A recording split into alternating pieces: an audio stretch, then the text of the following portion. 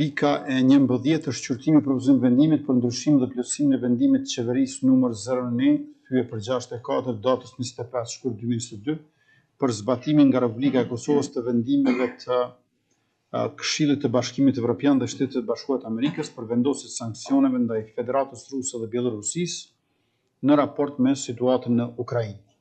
Në vijim të mbështetjes për kundërshtimin e agresionit të Federatës Ruse ndaj Ukrainës, në përputhje me masat dhe sanksionet e Bashkimit Evropian dhe Shtetet e Bashkuara të Amerikës si partner strategjik, Ministria e Punëve të Jashtme dhe Diasporës propozon për shqyrtim dhe miratim vendimin për zbatimin e pakos 19 të sanksioneve të BE-s, si dhe masave shtesë të BE-s ndaj Federatës Ruse. Me 23 tetor 2025, Këshilli i Bashkimit Evropian miratoi pakun e 19 të sanksioneve ndaj Federatës Ruse dhe Bielorusisë, duke zgjeruar listimet individuale dhe duke forcuar masat kufizuese ekonomike me fokus në sektorët kyç që mbështesin agresionin kundër Ukrainës. Republika e Kosovës ka miratuar 18 pakut paraprake të sanksioneve të BE-s, ndërsa e fundit është miratuar në qeverimin 19 shtator të vitit kaluar pra 2025. Grupi ndërinstitucional për sanksionet ndërkombëtare ka shqyrtuar përmbajtjen e pakos 19 dhe ka dhënë pajtimin për procedimin e saj për miratimin e qeverisë. Për më tepër e ftoj zëvendës kryeministrin e parë dhe ministrin e Punëve të Jashtme dhe Diasporës, zotëri Glauk Konjufsën, që ta merr fjalën. Nderuar Kryeministër Kurti, të nderuar zënës kryeministra, të dashur kolegë, ministrat kabinetit qeveritar. Në vijim të mbështetjes për kundërshtimin e agresionit të Federatës Ruse ndaj Ukrainës, në përputhje me masat dhe sanksionet e Bashkimit Evropian dhe Shteteve të Bashkuara të Amerikës si partner strategjik, Ministria e Punëve të Jashtme dhe Diasporës propozon për shqyrtim dhe miratim vendimin për zbatimin e pakos 19 të sanksioneve të BE-s, si dhe masave shtesë të BE-s ndaj Federatës Ruse.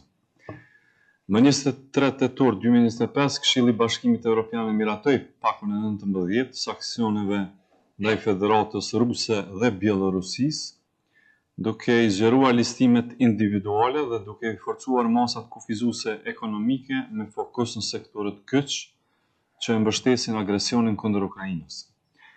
Paku aksionon sektorin e energjisë, të financave, kompleksin ushtarako-industrial, tregtinë dhe zinxhirët e furnizimit me mallra ushtarake dhe me përdorim të dyfisht, shërbime strategjike përfshirë teknologjinë dhe inteligjencën artificiale, si dhe ndërmjet masa lidhur me kontrollin e lëvizjes së diplomatëve rus dhe përgjegjësinë për rrëmbimin dhe deportimin e fëmijëve ukrainës.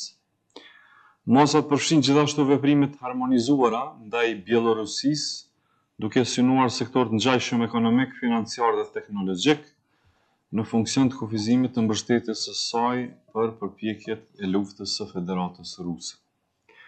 Duke pasur gjithnjë për qëllim promovimin dhe mbrojtjen e paqes, demokracinë dhe drejtave të njerëzit, marrja e një vendimi të tillë do të kontribuonte në vazhdimsinë e bashkëpunimit të ngushtë me Bashkimin Evropian dhe Shtetet e Bashkuara të Amerikës e me partnerët e tjerë në mbrojtjen e vlerave të përbashkëta demokratike dhe në ruajtjen e plotë të zbatueshmërisë së ligjeve dhe të konventeve evropiane dhe ndërkombëtare në Republikën e Kosovës, duke e pasur parasysh kushtetutshmërinë dhe bazën ligjore të Kosovës, veçanërisht ligji numër 031/173 për zbatimin e sanksioneve ndërkombëtare.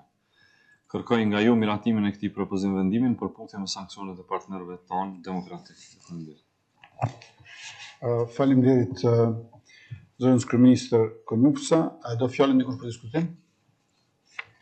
Atëherë ju ftoj për miratim, kush është për? Faleminderit, kundër nuk ka, abstenim nuk ka, konstatojmë që miratohet.